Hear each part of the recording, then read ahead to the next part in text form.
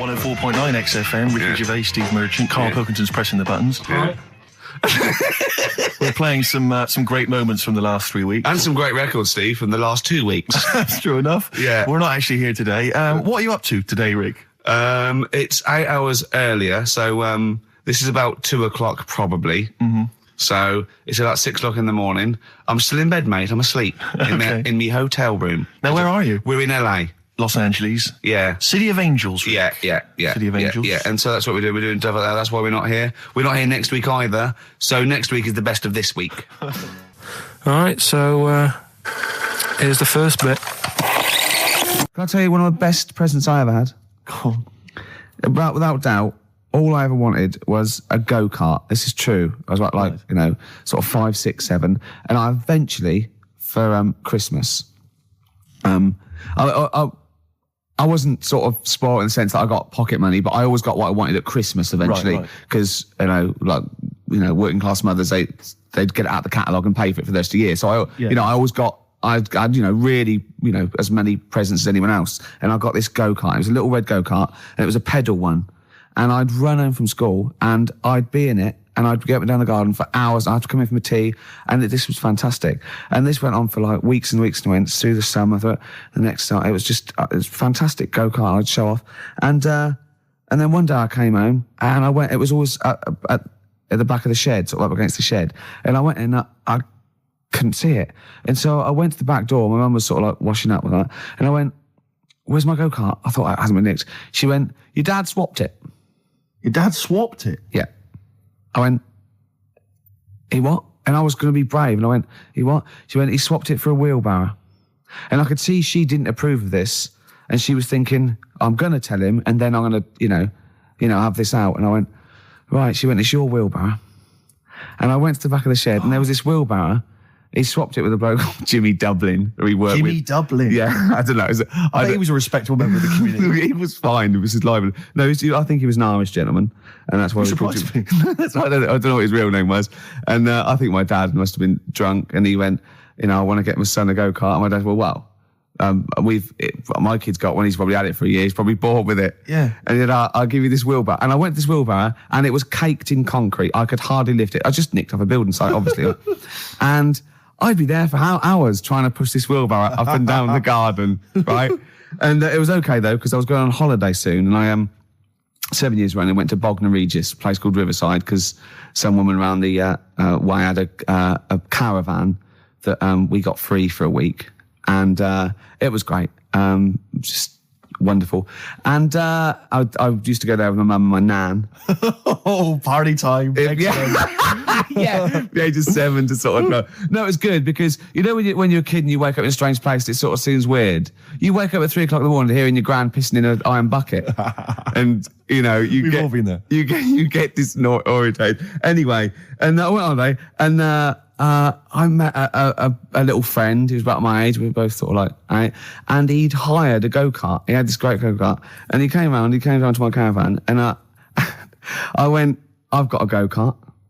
And I remember my mum opening the window of the caravan and going, don't lie. That's so evil. And I went, I had a go-kart. Wow. Yeah. Did you ever talk to your father about the fact you swapped it? No. You never mentioned it to him? No. You still got that wheelbarrow? I think so. I've grown into it. Yeah. I can nearly lift it now. Yeah. And now I'm just too old to run up and down the garden with it. Now you get one of your several gardeners to use it all the time. Wow. Oh, dear. It's a long time since we've had any white van Karl.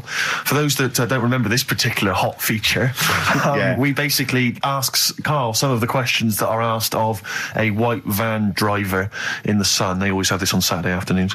Anyway, here's the first one. They're not fascinating, Karl, but I'm just interested on your take, really. Yeah. What do you make of Cilla Black quitting Blind Date after her husband sent a message from beyond the grave? Are you familiar with this story? I didn't know that. What's that? She went to see a medium, and supposedly her husband passed on information through the medium, which was incredibly vague, but persuaded her to quit live on air. Well, it's about time, isn't it? If even dead people are saying, enough's enough. But I'll tell you what, though, talking about ghosts and that, do you know how I'm into them? Yeah. Right? How weird do you think this is, right? Well, it's not true. Before you say it, play a record. No, go on. Go on. Right, it's this woman. I don't even know if it's ghost, really. It's just a bit weird. Sure. Yeah, sure. There's this woman, and she's not a woman, she's a kid. Sure. Okay. Sure. She's walking down like a street in her area. It's a nice day and everything. Everything's normal. She's walking down, and a woman comes up, cycling past, right? The woman on the bike looks at the kid, absolutely terrified, right? Got a really scary face on her. Yeah. The kid's thinking, why is she doing that? Yeah. Right? So anyway, she thinks nothing of it, goes, I think she was playing in the park or whatever, goes and has a nice day. About 15 years later... Oh, right, yeah. She's, I don't know, I think she was going to work, right, on a bike. She's riding her own bike. Riding her own bike, cycling down the road. Oh, yeah. Looks at the kid. That's the thing that happened, like, 15, 20 years ago. Right. It's her on the bike looking at her as a kid. Right. Not another child. No. So it's her. She's seen herself. Karl? I mean, I don't know where to start. Firstly, where's this information come from? But I mean, why do you ever... I mean, I don't know what part of that you think can be true. I mean, honest, I'm speechless. I don't know what to say. What are you talking about? Bit weird, though, isn't it? But it's not true. It didn't happen. Nothing happened like that. She said it did. Well, then she's wrong. She said she saw herself. She saw herself as a kid, didn't she? Did she carry on riding and as an adult when she was a kid. Did she stop and talk to herself, or did she ride on by and think, that's a bit weird, there's me as an 8-year-old. I won't stop, I'll be late for work. Yeah, if I'm late again, the boss said he'd be in trouble. Yeah. Oh. Well, And where is this information? Did it happen to someone you know? No. You overheard it on the bus? No, it was in the 14 Times. Ah, right. Well, that's the answer. Good. We've got to the bottom of that. Right, good. What's the best job you've ever had still, Karl? Talk about occupations. It is still Paper round. Is it still the paper round? Yeah. That's ridiculous. No, it was good, though. If you look at it, like, what I liked about it, you're your own boss. No, you're not. You're not your own boss. No, the guy who runs news the news agent is your boss. All right. But then once you get out and you've got your papers and that, you're on your own. Do you want, as long as you deliver the stuff. papers exactly to the places he said you are in the time he said? Yeah. It's freedom, isn't it? Any jobs you wouldn't do? I've just thought of one that you wouldn't do. Go on. With your sort of mild homophobia. Well, I'm not. Proctologist. What's that? Basically sticking your finger at other people's arses. Right, well, I wouldn't do that, no. Why have you got to do that? What do you mean, why have you got to do that? Why does anyone need that doing? Because they've got to look if they've got an arseache or something. Which trainee doctor makes that their speciality? Do you know what I mean? That must be, right, we got a place for proctologists, and it's you, Meadows. You came last. Oh, seriously, what? I'm not the arse doctor, am I? Yeah, you came last. Oh, I'm a bum GP. I can't believe it. Yeah, you got to, I can't believe this. Yeah. Now listen, I'll give this one. This is an easy one. Now just think, right? Think just what it means. They're not that hidden. They're not that cryptic. Just think what this means, okay? Okay. When the Hares addressed a public meeting and claimed that all should have fair shares, the Lions answered, "A good speech, hairy feet, but it lacks claws and teeth such as we have." How would you use that? No.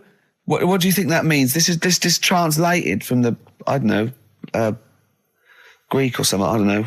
It was Aesop. Where's he from? Greek. Yeah. So shall I do it in my own language? Okay. So what would happen if there's hares and they have a meeting in the jungle with like loads of lions and go, "Hey, hold on, wait a minute. I think we should all be equal and share everything, all right?" And the lions go, "Well, yeah, it's easy for you to say. We've got claws and teeth." Yeah. What does that mean? It's saying like, of course the hares want that because it's better for them. The lions get nothing out of it because they're already king of the jungle. That's right. So it's negotiating from weakness. Anyone can negotiate from strength, but negotiating from weakness is it's be lovely. It's a lovely utopian look at the animal kingdom. But the way you said it is better than the way they worded it. Well, that's because Ricky's very much the modern Aesop. I mean, many people have thought that. That's why he's getting a lot of awards with the TV show.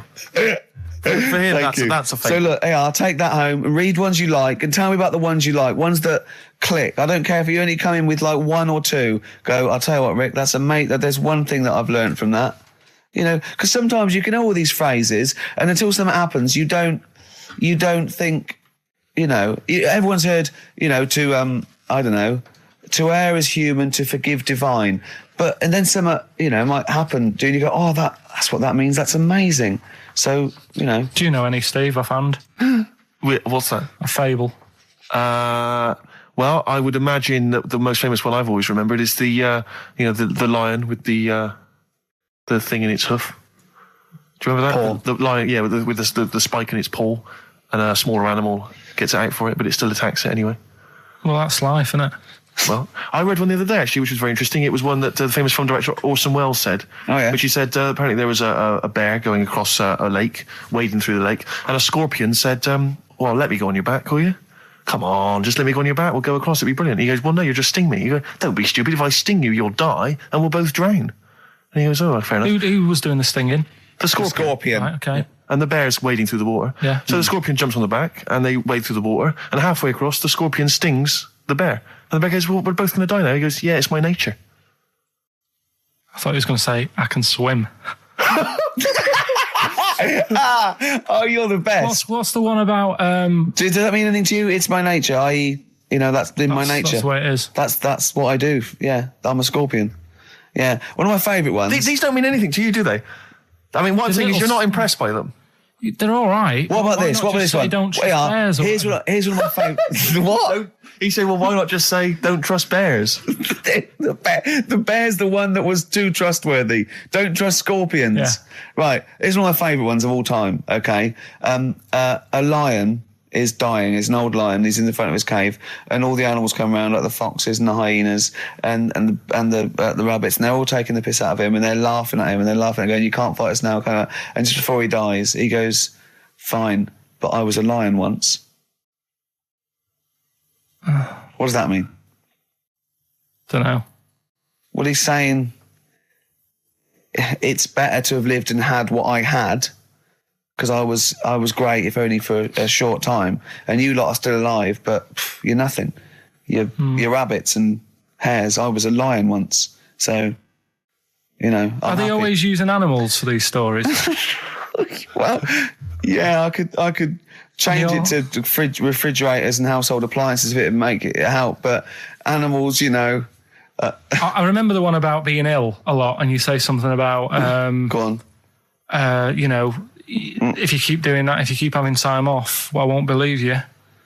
That's the boy who cried wolf. Is Yeah. that right? Yeah. Do you know that one? Have you heard the famous one? This is probably the most powerful one. When you're pulling a face, and they say, well, if you Wind keep doing ticks. that, the wind changes. I've You'll heard stay that. like that. Because you know that's scientifically proven. That is. That can happen. That can happen. Should we have hip hop hooray? Yeah. Are you queued up for that? No, but go on. You. Carl, sort it out, mate. I was gonna. No, come on. This is what I asked you to play, mate. If you've not, you know, you're getting too big for your boots now with your showbiz lifestyle. You're not paying Yeah. attention, are you? You're not playing Yeah. the record if we want you to play it. Heat magazine's favourite. Yeah. Okay, so Oh, you dropped that. the You've CD now. embarrassed That's yourself. clumsy. Oh. You know, you're, you know, with the big. I name can't DJs believe you're got not. to talk to him. Oh, fables are great. He's not impressed, is he, Rick? No, I am. I mean, you know, once I take this book home tonight and that, have a read, I might change my mind on them next week.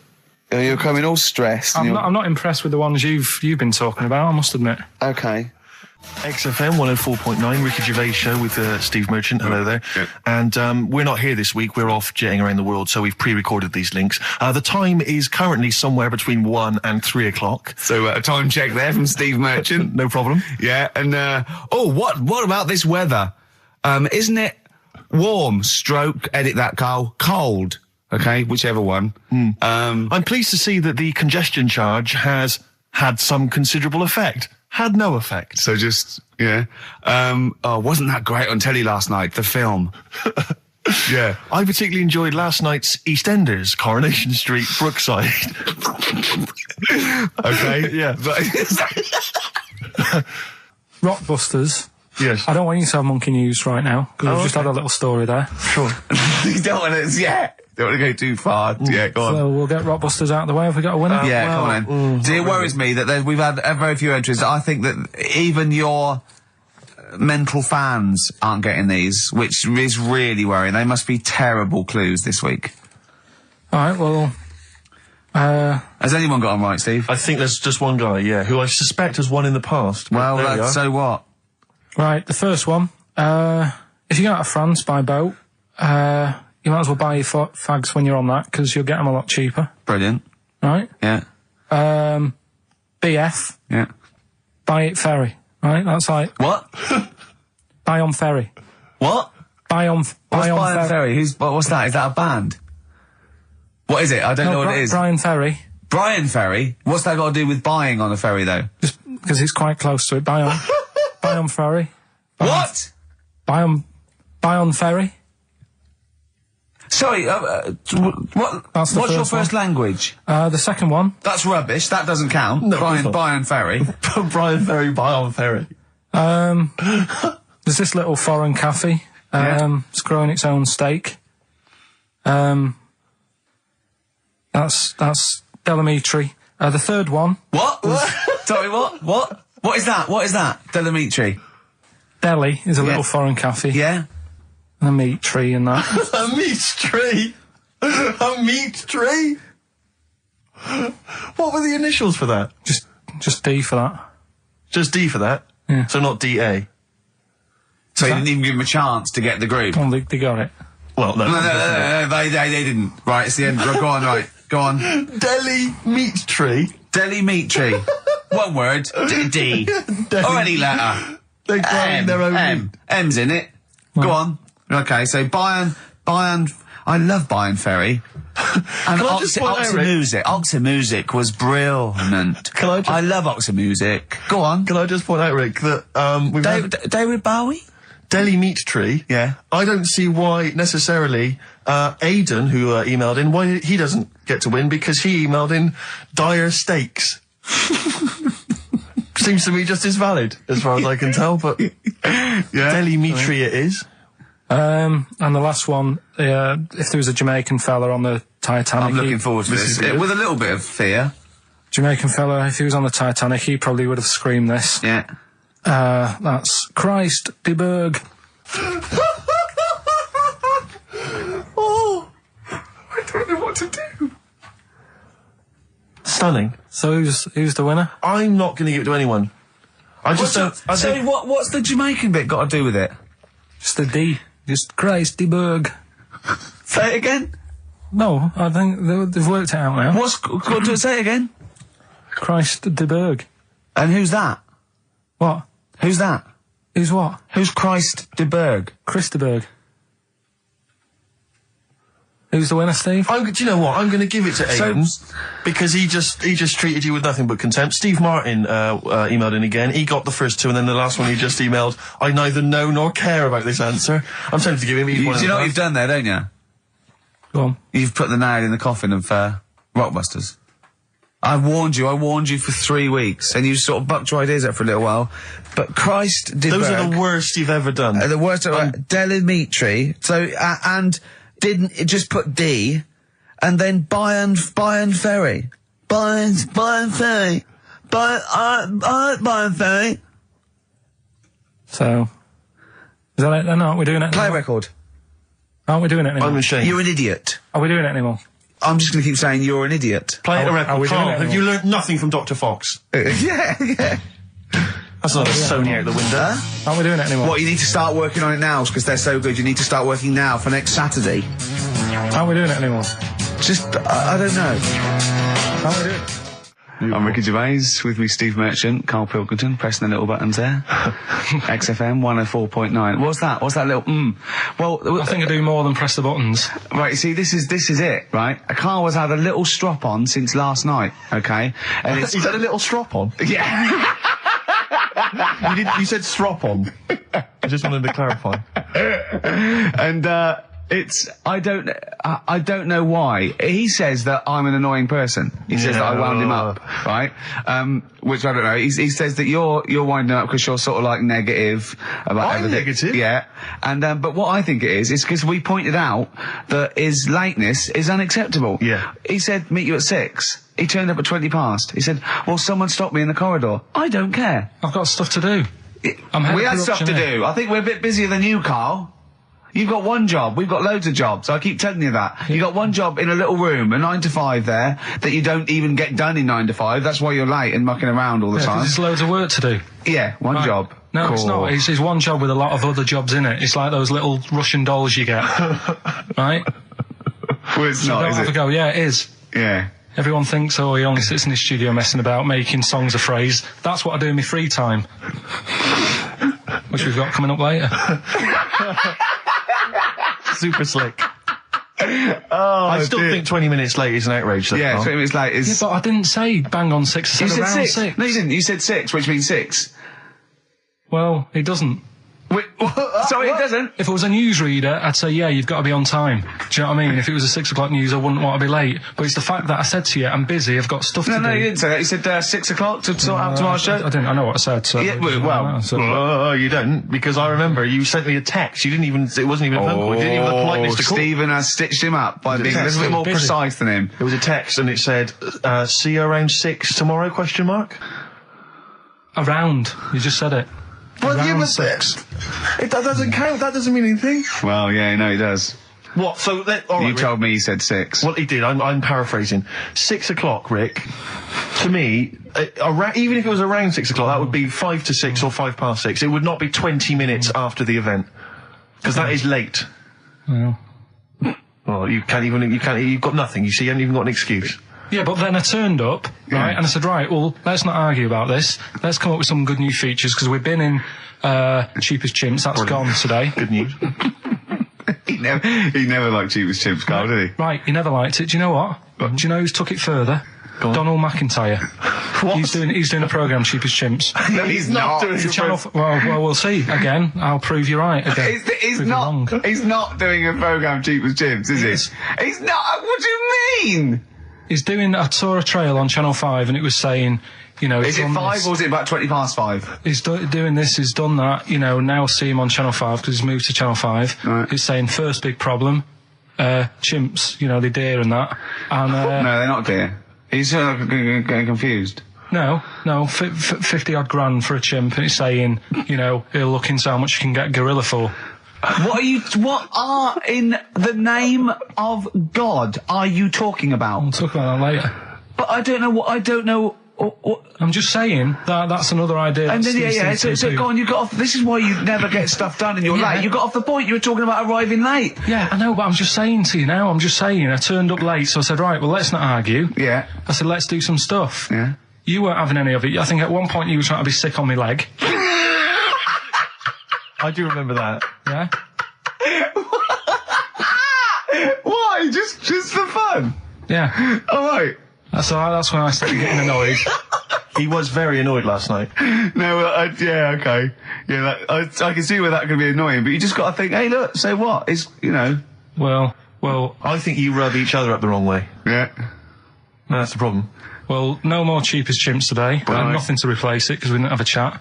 Songs of phrase, we're doing that. You can win some stuff. Yeah, we've got the film that we haven't done for the last 2 weeks. The final film, we won't be doing that. Let him anymore. down. There's 2 weeks.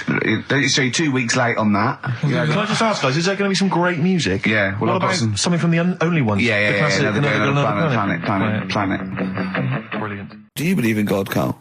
Don't know, don't really worry about it. It was ages ago, wasn't it? So, you know, if he's about, whatever. Not that bothered. Adam and Eve is pretty interesting though, isn't it? It's not. Well, how is it interesting? He made man out of dust. Then just because he could, he's having a laugh. Then he made her out of one of his ribs. Again, he'd like to vary it a little bit. Then they had 2 sons, which gave rise to the entire human race. What was going on there then? What would have happened if they didn't get on?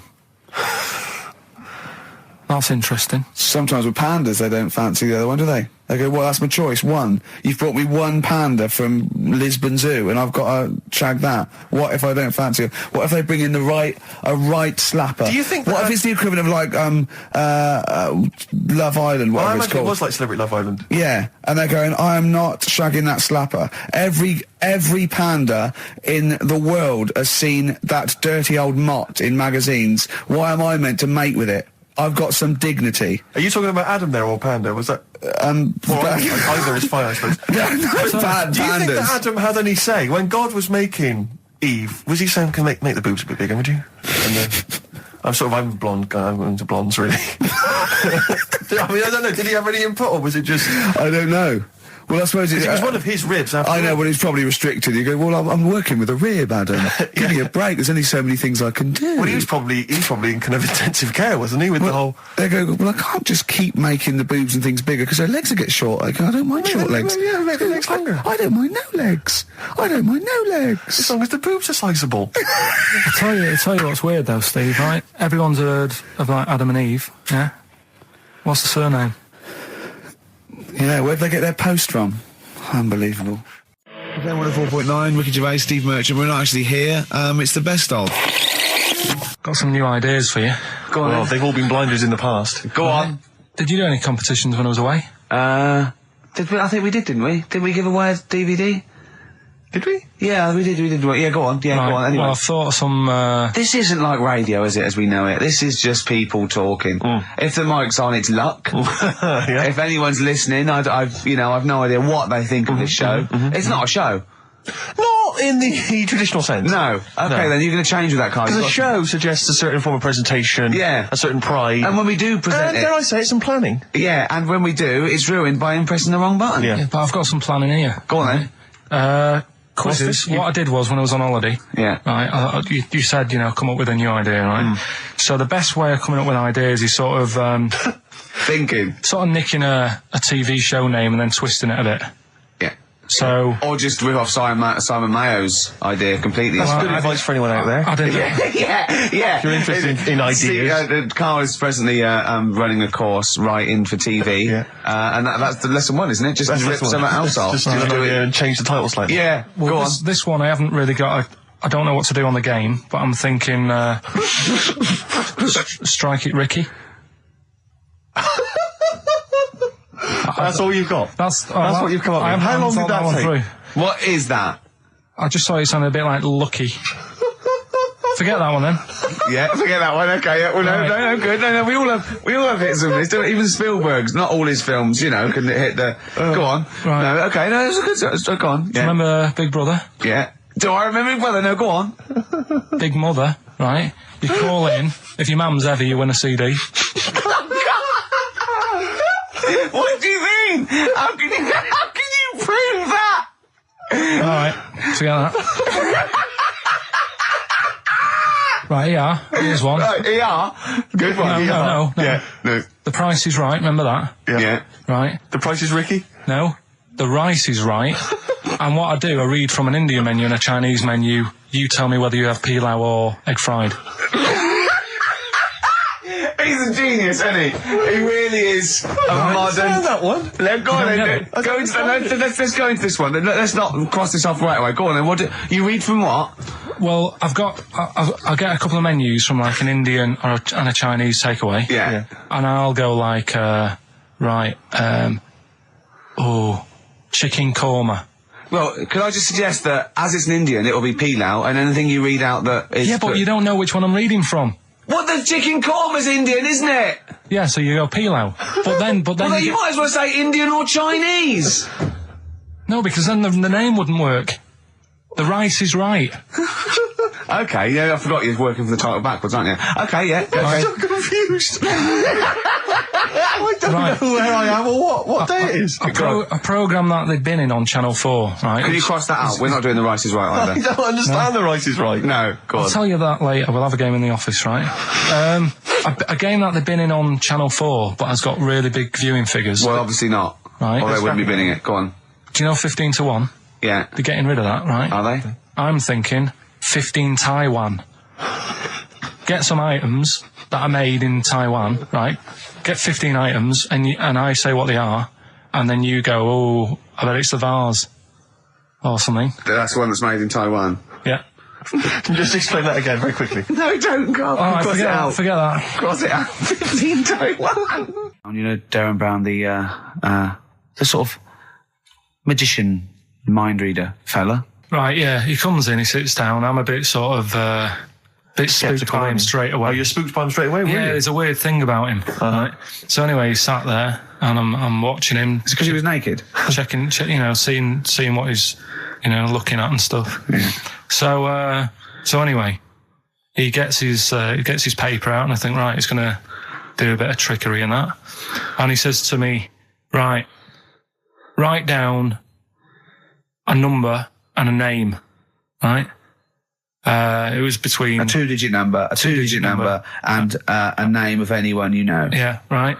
Now the thing is, I thought of the name because I was telling Steve earlier about the kid at school who I fell out with, right? Yeah. Over that girl who was called Aris, right? So that name was like in my mind, ready to go, because I didn't want to use anybody's name who I knew, sort of now, because maybe you've mentioned it in the past. Do you know what I mean? I couldn't say Suzanne. I knew Colin Makin anyway. Yeah. Well, do you know what I mean? So I picked a name. Yeah. Well, I thought you might have been thinking about Auntie Nora. So I picked this name, right, that you three didn't really know about, right? Number just came to mind, right? So he 42, says, right, we were never thinking of that. 42, right? He said, right, just keep saying it over and over in your head. And I'm there, and he's saying all these sort of different numbers at me, and I'm trying to throw him off a little bit.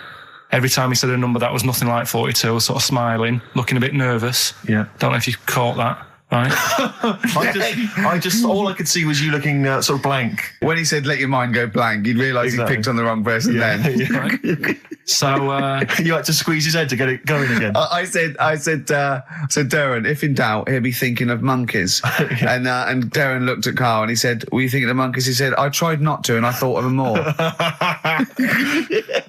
Right, that's true as well. Yeah. Right. So. So I'm there thinking of these numbers and that, and then he said, right, let's just talk about other stuff for a bit, right? So I was like, well, I'm not going to say anything, right, because I don't want you to catch me out. But then when we were talking, I was trying to like knock him off track. Do you know what I mean? Do you know what I mean? I played a bit of hardball with him. Yeah. I was like saying, because we were talking about aliens and that as well, weren't we? And I was saying, well, they might come and land again in 2060. Clever. You know what I mean? Dropping in different numbers and that. And so doing all that, playing him at his own game. And I think I had him for a bit. On the ropes, right? So anyway, comes down to the time when he's telling me the name and the number. Yeah. And, well, he explained what he actually did. I mean, that was... He said, just think of a number at the end of it. And he said, oh, is it an I? And you went, it wasn't an I, but there is no... Okay. And anyway, he got the name. Harris. Then he went and said, "Do you an extrovert?" And he wrote down these numbers. Well, he wrote down some numbers and he said that if you're an extrovert, these are the numbers you tend to choose. If you're an introvert, these are the numbers you tend to choose. And he wrote them down.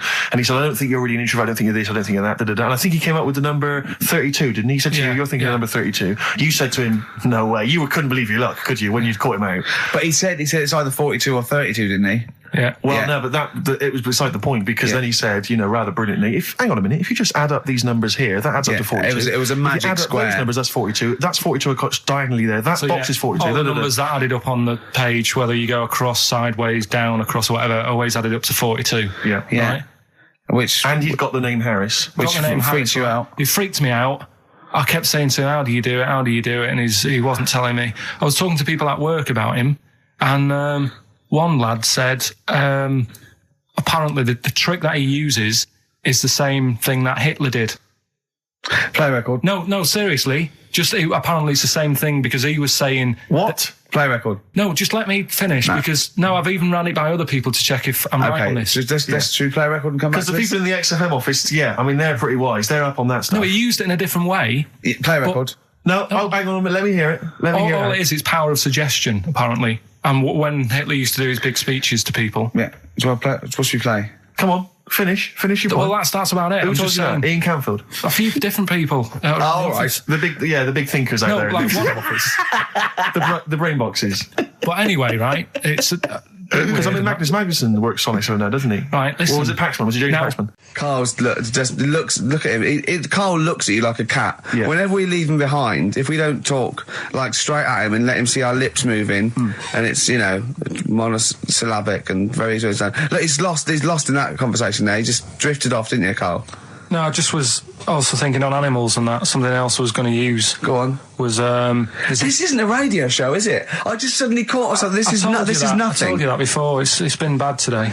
No, but I mean, it's the way, this casual way that it's like we almost have no regard for our listener, and I'm not proud of that. I just don't know what to do about it.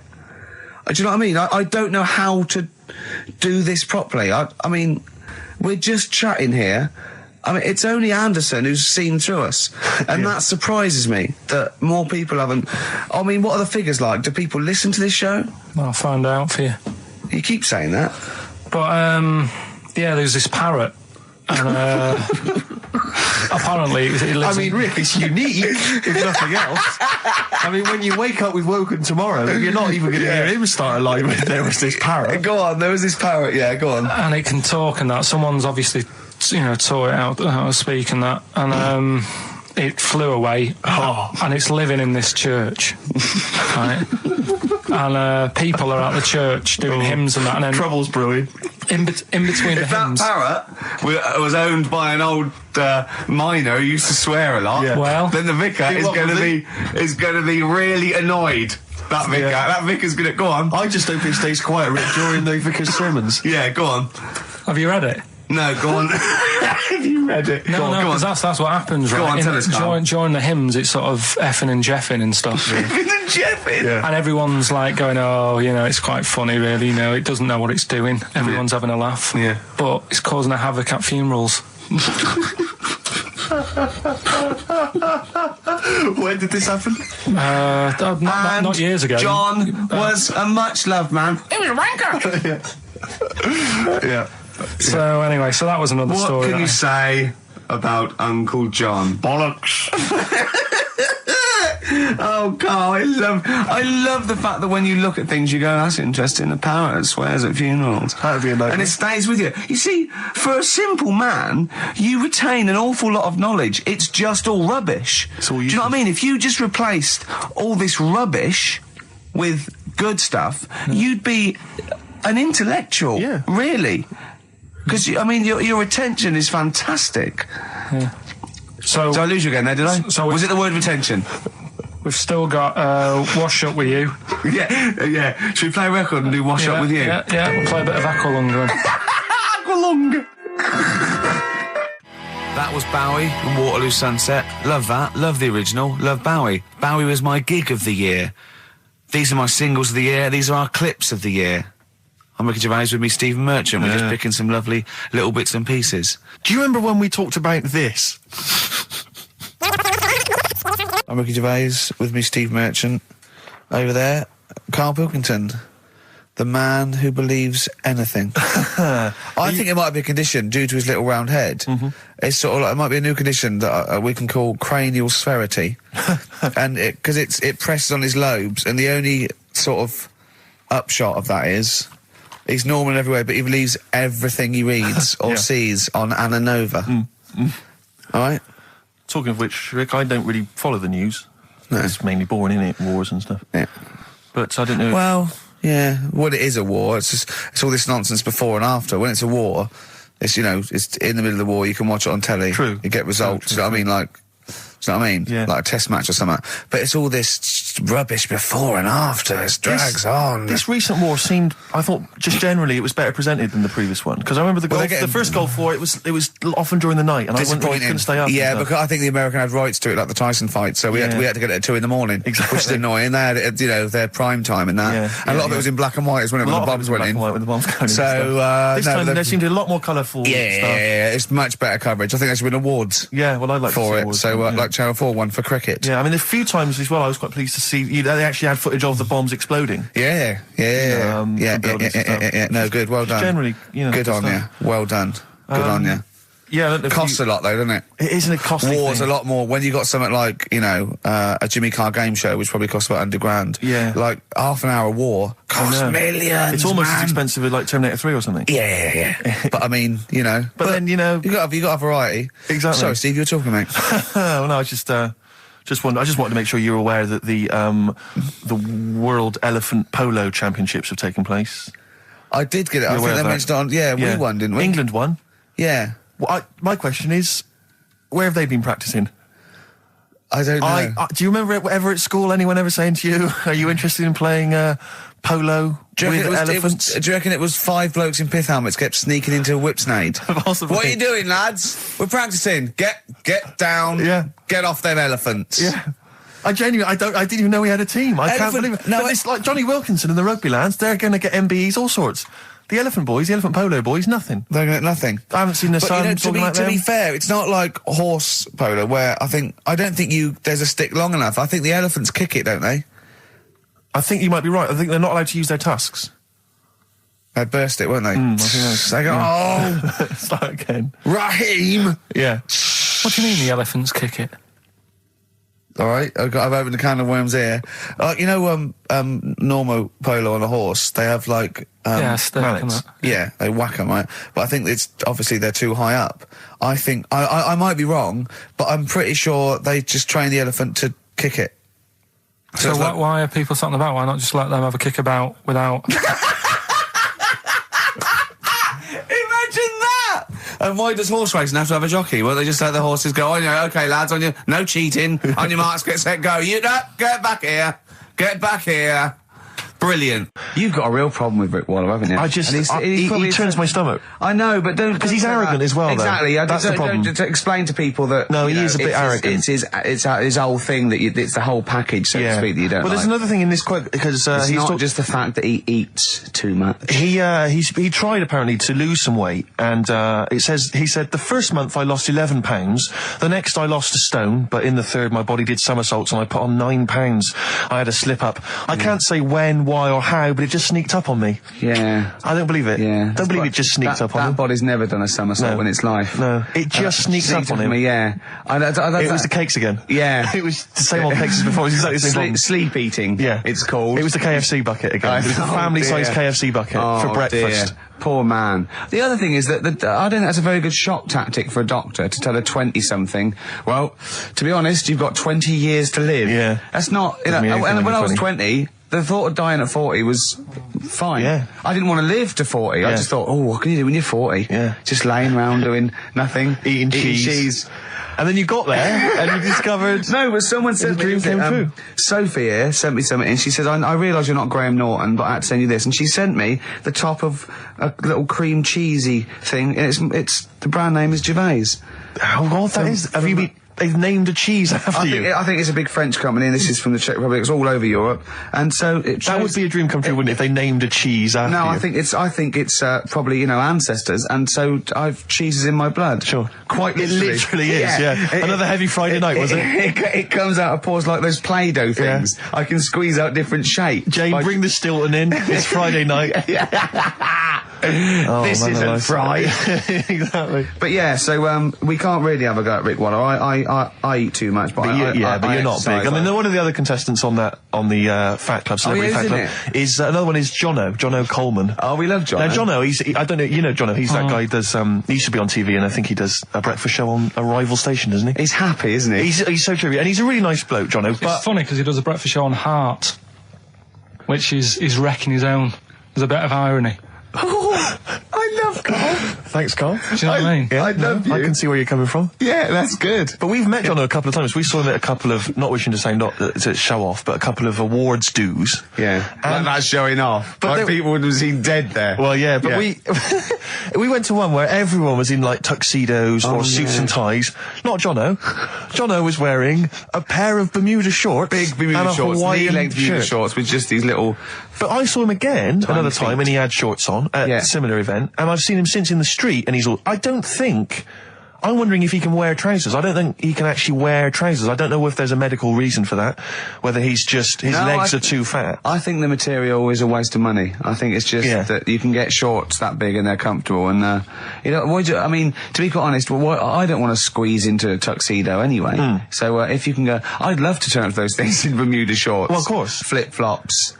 know, but do you think he started off by wearing, maybe he just had the upper half was a tuxedo with the tie and then the everything, shorts for and the comfort. shorts underneath, and he would just have to come in, kind of sneak behind, you know, a sideboard. Potted plants. Or a potted plant, or his kids, bring his kids ahead of him. Yeah. You know, And then you are just wearing go- trousers, aren't you? You're wearing trousers. Of course I am. Yeah. In you go. Kids move a bit. Well, no. Exactly. Of course I'm wearing trousers. Why Of would course I? I'm wearing And they trousers. just thought, this isn't fooling anyone. So now I'm going to make a wacky effort to sort of, you know. The next excuse stone it. is, I've heard he's going in a grass skirt and a garland around his, and he's going to come in limboing. But you did ask if you could go to the BAFTAs in a dressing gown, didn't you? Just for ease. Yeah.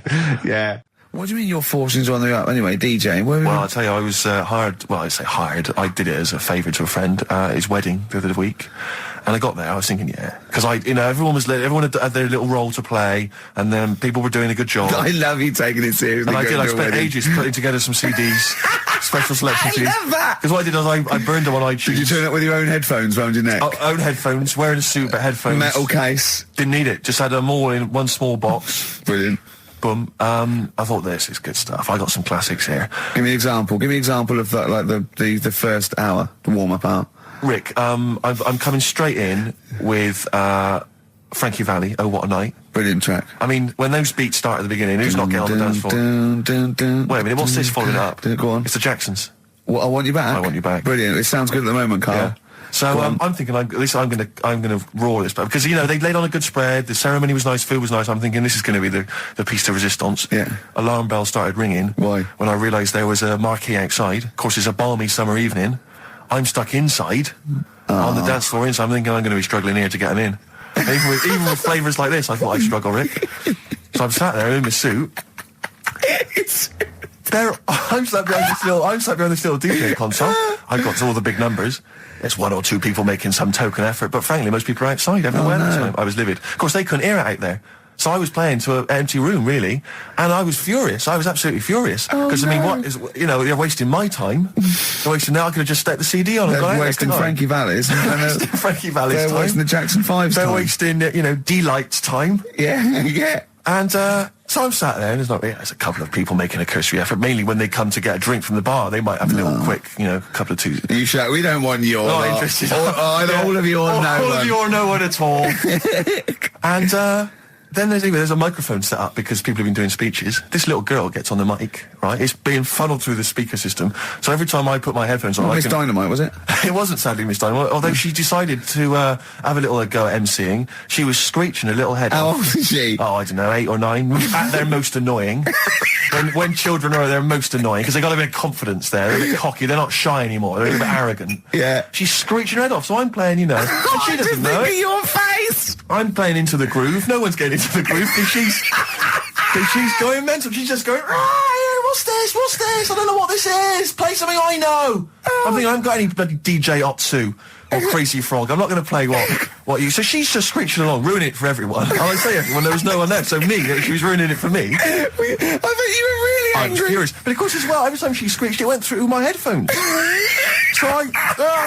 So of course and then her dad comes along, right? And I'm thinking, all right, he's I seen can what's just imagine happening. you in your suit, sweating, getting annoyed at someone ruining your set that no one's listening no to. one's listening to.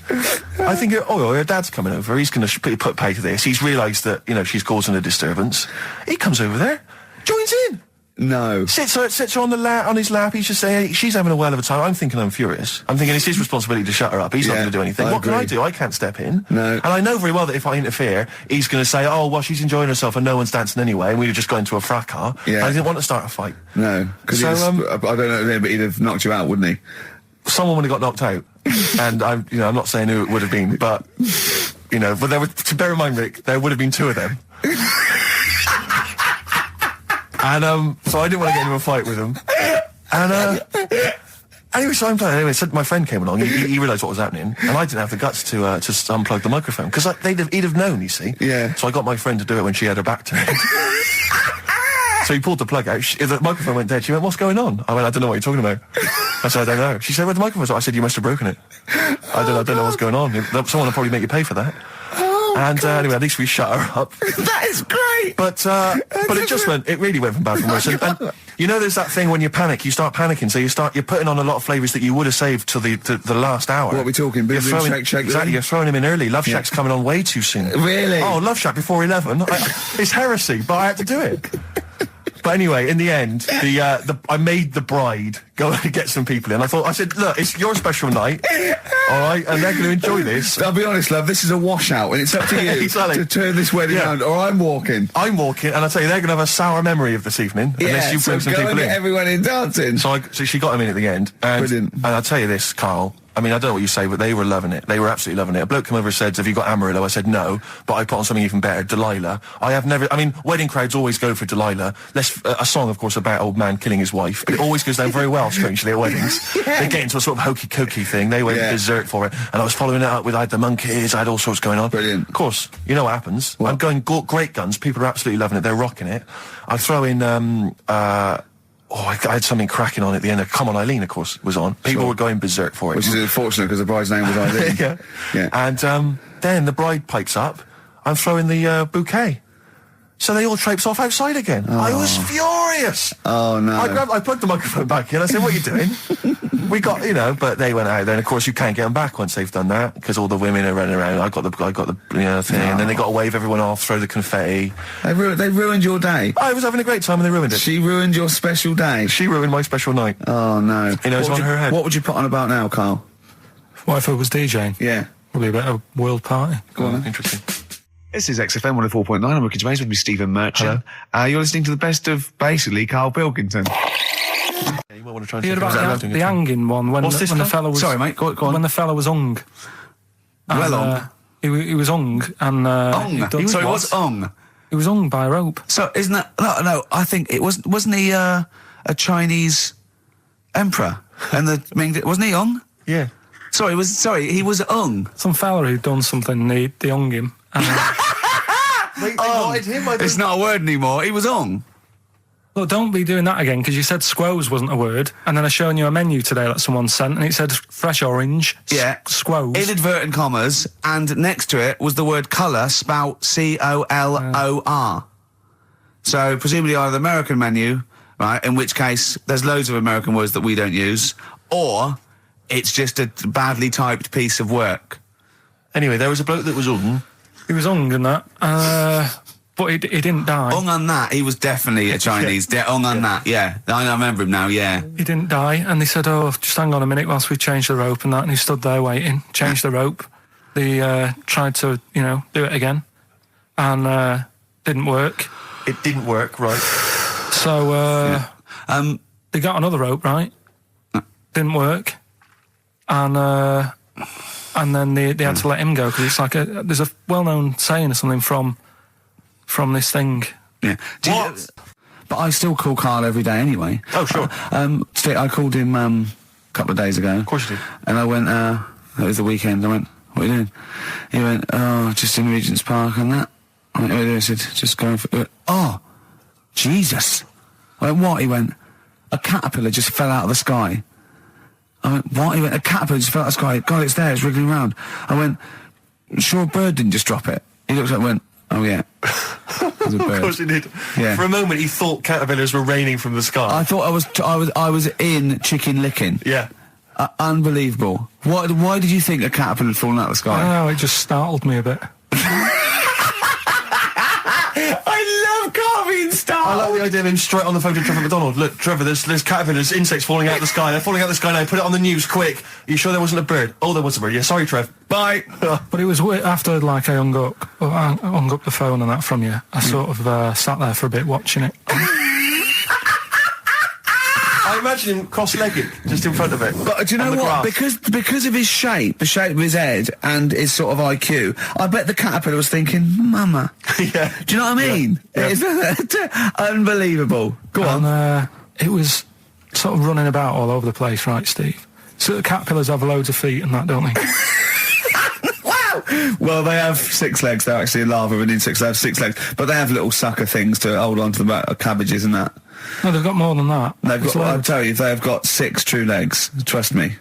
Trust me, I'm a scientist. And you were thinking what, Karl? Well, but they've got little pods. They've got little pseudo pod legs and little suckers. Yeah. But it was running about everywhere, right? Mental, but sort of running off to the left, and then it sort of went back to where it was. Then back, went right and what have you. I'm just thinking, whoever gave him the legs, right? what's the point if they don't know where they're going and that? Do you know what I mean? If you can get Imagine that sentence. Did you hear that sentence? Can we play that sentence back? No, I don't think we can. Imagine who gave him that legs. Whoever gave him them legs, what's the point if they don't know where they're going and that? And that. Always and that. And that, but maybe you just, to be fair to the caterpillar, with all its legs, okay, and you know where it's going, it had just been plucked from its house by a bird, shot up into the sky, and then dropped from 80 feet, hitting the ground. Onto the head of a weird, bold-shaved monkey. It was probably concussed. Yeah, it's one of them things again, though. But it still knew more about the world than you. How does that make you feel?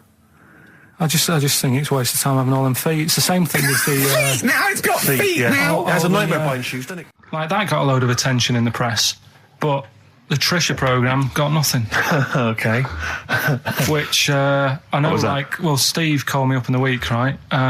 Like 10 o'clock in the morning, I was at work, and he goes... I think so at 10 o'clock. I should think preparing this show. Most people go to work about 8, 9. Are you watching Trisha and that? I said, no, what is it? He goes, oh, you'll be loving it, right?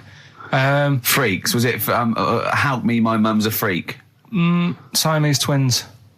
Right, so I couldn't watch it, but he said, oh, it might be on again because they repeat stuff on ITV2. Right. So I had my dinner late, right? Instead of having it at like 1 o'clock like I normally do, I had it at like 2:30. Yeah. Sat in the office, put the telly on, ITV2. These Siamese twins. Did it blow your mind? It was amazing. You know, we talk about a lot of things on the show quite a lot. The Airy Kids crop up a lot. I was waiting. It's been 10 minutes and you haven't mentioned the Airy Kid. Right, and last week we were talking about Siamese twins, weren't we? So it was weird that this programme was on, but it was amazing. I mean, what I think you can't refer to them as Siamese twins. I think they're known as conjoined twins. Why? I think Siamese is maybe considered derogatory or as an old antiquated phrase. Yeah, I think it's because the first famous ones were actually from Siam. Right. And that doesn't exist anymore. No, it's conjoined, Karl. Yeah. Get the phrase right. But you'd think that if that's happened to you, that wouldn't be that sort of offensive. The names that you must get called. Right. You think that's least your Siamese worries? twins, I'd say, well, that's, yeah. Now, were you stunned by where they were connected? Just live with it, we'd say. Because they were connected, of course, at the forehead. Oh. Sort of, which was quite extraordinary. Well, there was one set of Siamese twins. One had a job and the other one didn't. That's ludicrous. Yeah. The other one was unemployed. The other one had a job. She had to go to work. She had to get up at 6 o'clock on her day off. I'm supporting you, literally. Yeah. Then they get done off the social for sort of... Yeah, because the other one was signing on. That wasn't a question that Trisha asked. Annoyingly, because I know that much of the audience was thinking that. There was a few things that didn't crop up. What questions would you have asked of them? Because what things did you feel weren't mentioned? I'd love to just watch Karl watching amazing things. Exactly. Do you know what I mean? It's like early learning thing. Mouth slightly open. Yeah, mouth open and dribble, looking round to see if anyone else has seen it. You know, I hate that. Like when a cat sees a bird land on the balcony. Exactly. It can't believe it's luck. I'd probably say, how do you buy her like a birthday present? A surprise gift, yeah. Because everything's ruined. Sure. Right? I'd probably ask... Yeah. Well, did you not think it was interesting that one of them had a boyfriend? Well, that was a bit weird, wasn't it? Uh-huh. But what was the other thing that I was thinking when I was watching it? I was thinking if one got into crime and that was sent to prison, right, what would happen? How would you handle that? It's brilliant. It is brilliant. If a chimp could talk. And what was the other one? The other thing was, what did he talk about? Because it's not as if you can say, oh, guess what I did today? Do you know what I mean? Yeah.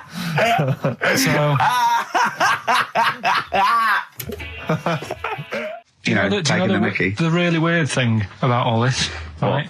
And it's annoying because you were saying about, what should have Trisha have asked and all that. Yeah. But one of them mentioned that one of them was adopted and the other one wasn't. Don't talk rubbish. No, seriously. I didn't understand it, right? Of course you didn't. And then Trisha sort of said, well, let's have a chat. And they were like, no, don't want to go into that. What do you mean one was adopted? That's what he said. One of them... don't quiz me on it, but that's what was said. Hi there, Hello there, I'm a multi-millionaire, and I've just seen your orphanage. I'd love to adopt one of your children. You'd like to adopt one? I'd love to adopt a children, because I've got loads from around the world, so I'd love to adopt one. I'd give you $10,000 towards your orphanage. We're speeding through then, yeah. Okay. We've actually got 2 left. I only need one. I'm only interested in one. Yeah, I don't need any more. Don't need any more. They're sisters. I know it would be tragedy to break them up, but I really only need one. Now, break up. There's the rub, you see. Sure. You just need the one. It's $10,000 now. You can have that. I'll sign it now, but I don't want to discuss it further. I'll bring her around. Brilliant. Okay. Ding dong. Hi, yeah, brilliant. You brought my kid round. Yeah, there she is there. That's a joy. Yeah. Okay. Just standing next to a bush. Yeah, can you bring her out to me? There's nothing behind the bush, so you just want... I just want to be able to walk 360 degrees round her. Do you want her or not? Yes, I can't believe it. What's that little trolley? She's talented. Oh, dear.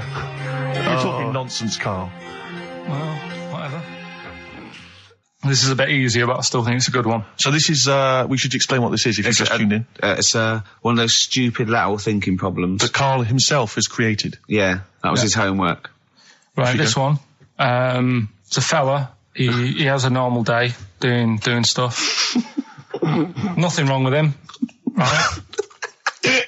And it's the twist in the tale. It's just like Tales of the Unexpected. Yeah. Just a normal day, nothing wrong with him. Hold on, though, he's got the legs of a fish. Go on. So that's what he's been hiding, his legs. So Go on. He does his legs of a fish. Sorry, Karl, carry on. He has his working day and that, and then he gets a bit tired. Goes to bed. He puts the light on, leaves it on, goes to bed. Oh, that's crazy. That's mental. I can't think what's happened. Anyway, here's Radiohead. Right, okay. The question is, why does he put the light on when he's going to bed? He's had a normal day. He's come home from work. Is that right? He's come home from work, or he's not been working? Yeah, he's just been out? No, he's been working and stuff, I think. You think? You've made it up, Karl. You can decide. The question is, why has he put the light on when he's asleep? There's a reason that he's put the light on when he's asleep. Has he gone to sleep? No, Karl, don't shrug. You're meant to answer these questions. He put the light on before he went to bed. Yeah, and the question you're asking me is why? What's the scenario? And the light's on and that, but he's gone to sleep. Yeah. He started reading and then he fell asleep. No. Did he intentionally, for some reason, put the light on? Every night. It's mad. Sounds mad. That's Karl, doesn't it? Every night he does it. Yeah. He puts the light on when he goes to sleep. Karl, is the point of this, he puts the light on for a very good reason. Not for us, but for some people. He's blind and it's always been on and he thinks he's turning it off, but it was on in the day and he thinks he's turning it off, but he's turning it on because he's blind. That'd be stupid. That works. No, that works great, Rick. Yeah. Thank you, Karl. So you've got to come up with... Hang on. If you're blind, why would you put a light on? No, he thinks it's off. Yeah. But why would he turn it on anyway? Just think so he doesn't get burgled, so people know he's in because he can't see him. So he just he puts the light on when he's there, then he turns the light off when he goes to bed, so people think it's fine. But he's got it out of kilter, and actually he's walking around in the dark all day. I don't believe that if you're blind, you turn your light on. I don't think you'd be living on your own, would you? I'm not having that for a second. Do blind people live on their own? I'm not having that for a second. Well, some people do. Lonely blind people live on their own. No, if you got bad eyes. Any even women? Are there any blind women who are living on their own? No, I mean, if you know of some blind women. 08700 800 1234. We've gone through this. If you are a blind woman with no standards and you don't care annoying voices and smell, then get in touch with you. Yeah, I mean, you've got to be within the ages of, say, 25 to 65. You know, right. Well, call it 75. You fussy, you fussy all of a sudden. I know. Yeah, go on. If you were blind, would you live in London? Because someone said yesterday there was one struggling outside in Leicester Square, and I don't understand. If you were, I mean, you know, that might have been a tourist. But why come to London if you're blind? It's the worst place in the world to come if you're blind. To hear the sights. To hear the sights. It's a bit mad, isn't it? They do the same job. They have tourist needs like anyone else. Yeah. No, but it sort of stinks, and you'd go away going, "Oh, it's not that good." I just thought I thought it was a bit weird. Well, never mind your concern for the partially sighted or sight impaired people coming to London. Get on with this. Yeah. So there he is. Yeah. It's like, a bit tired. Yeah. Just put the light on. Get to bed. Yeah. So he turns the light on and he goes to bed. Yeah. Oh. Should we play a track? He's not sleeping on the job. He's a lighthouse keeper. Well done. Is he a lighthouse keeper? That's not it, Karl. He's a lighthouse keeper. Right, why wasn't the light on all the time? It's light in the day. You idiot. Play a record. What? Play a record. You're a buffoon. No, actually, the light isn't on in the day, is it? No, it's not. I think you're the buffoon. Yeah. Karl has won! Good afternoon on the request hour. Ricky, you've got something to tell us. What? In your role as head of speech, Yeah. you said you were going to speak. Oh, no, I just got a fax through about a new club. It's a club I've already heard about. It's called the Chill Club, and it's upstairs at the King's Head, and it's sort of really laid back, and you go in and sit on scatter cushions and be hippie and chill out and drink till 1 and stuff. And they have like little acoustic sessions, and that's this Saturday the 31st. Wait, I think it's every other Saturday at the King's Head in Fulham. Oh, right, yeah. And I've heard good things about it, and it was sold out last week, so I said get there early. Doors are at 8:30, and a bar till 1, no entrance after 11 p.m, and it's a £5, and it's meant to be really cool. And sit down, sort of, trip-hoppy, folky, Portisheady, jangly sort of stuff. Right up your street, Sturgis. Not Ben's though, he likes clubbing, doesn't he? Late clubs with like loud music. He does, doesn't he? Yeah, he goes to bed. Bolty didn't come out of Birmingham. Yeah, and talking about that, I mean, no one has phoned to confirm or deny. I heard the Birmingham dish, thing, so. not the actual dish, not the pot, not the lump of clay, but the stuff in it, the particular blend of herbs and spices that we now know as Bolty. Originated in Birmingham. I'm ruling it as valid. Maybe he's right. Hold on, no, because it's not the blend of spice. It is the fact that it's called Bolty because you eat it out of the pot, and that I think he's right. You're embarrassing yourself now, Gervais. Oh God, I'm backtracking. But thinking about it, yeah, it's not the ingredients. It's the important thing is that it's cooked in that, and of course they didn't invent that there. I think he's right, Sturgis. Well, in that case, Slade it is then. No, Black Sabbath. Slade, I'll get lost. Slade. And if we're counting Led Zeppelin, if we're counting Led Zeppelin, obviously Led Zeppelin. No. Black Sabbath. Sabbath are better than Zeppelin. Oh, come on. No, you're wrong. You're having a mental aberration if you think... Go on, give me an example. Well, there's a fantastic story. Just the ludicrousness. Is that right? Where's that word? That's the word now. Ludicrosity. That'll do, yeah. Tony Iommi was asked when they hit big in America what it was like for Black Sabbath, and he said, it was mad. We went back to the hotel and there was like 10 Satanists sitting outside the hotel room, all dressed in black with black candles. So he blew the candles out and sung Happy Birthday to them. Yeah. So that but Led Zeppelin said, and I think that sums it up. Are you squeezing your lemon? Yeah, I'm squeezing my little lemon. I'm putting my little cocktail chipolata on the table between 2 pickled onions and seeing if that and the juice is running down your leg. Yeah, and the juice is running down my leg, indeed. Well, we've embarrassed ourselves. Yes. I think in a way we might have embarrassed XFM, and I know... Certainly, we've embarrassed London. Yeah. XFM 104.9. It's just gone 3:15 on a Wednesday afternoon. It's the request hour. It's your choice of music. I think we'll have some more music now. This is for Gary O'Donnell, who says chocolate is the best thing to come out of Birmingham. I can't say the brand name because then apparently I'm advertising. But it's that chocolate. Out of Bourneville. Yeah. That's not like you to advertise, is it, Sturge? No. No.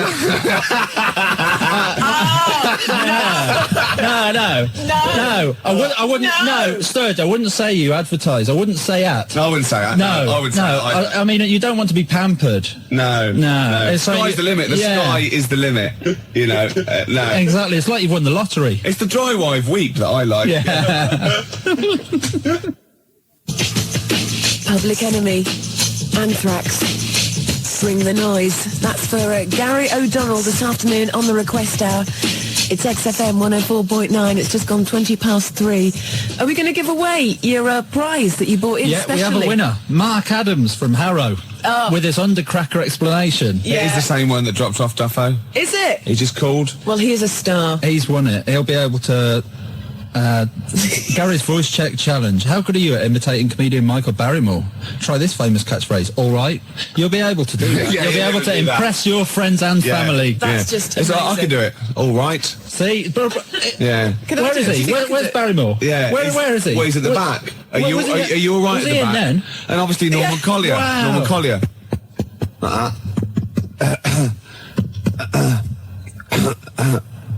That's Norman Collier there. Brilliant. Yeah. Brilliant. Yeah, my name is Michael Caine. So, yeah. Hey, are. it's like he's in the studio. Actually, it is nice to see you, Claire. To see you nice. Oh, these are great that's tips. brilliant. He didn't, well, I have to keep Why are taking you off the pop playing? shield. I know, because I can hit it and be Norman Collier. All right. That really hurts my ears. I in believe the headphones. if they were going to rename this book, they call it the Bible too, the good book. Yeah. It's that. Yeah. It's a beautiful thing. And it's Mark on Adams didn't just wasn't grateful for it. He claimed it. He said, yes, I claimed that book. Really? Yeah. He phoned up And with his quite address. rightly, he is Actually, the winner. because we'd forgotten about it, actually. So thanks Yeah. for reminding us. That's great. Yeah. That's yours. Have we got his address, have we? Yeah. Yeah, fine. Marvellous. I've completely lost my train of thought now. What's I going to do next? What's the chances of that? Usually you're so slick, you know where you are, you're together, good links, you can string a sentence together. No, it's obviously No, that's awful. somebody else. That's Jackie Let's leave the Brambles. studio and see how good Claire is. We'll leave the studio. Go on. Yeah, if you would. We're off. Yeah. This is going to be pretty good, I imagine. Yeah. Okay. Okay, I'll see you in a minute then. Yeah, okay. All right then. See ya. No, still not working.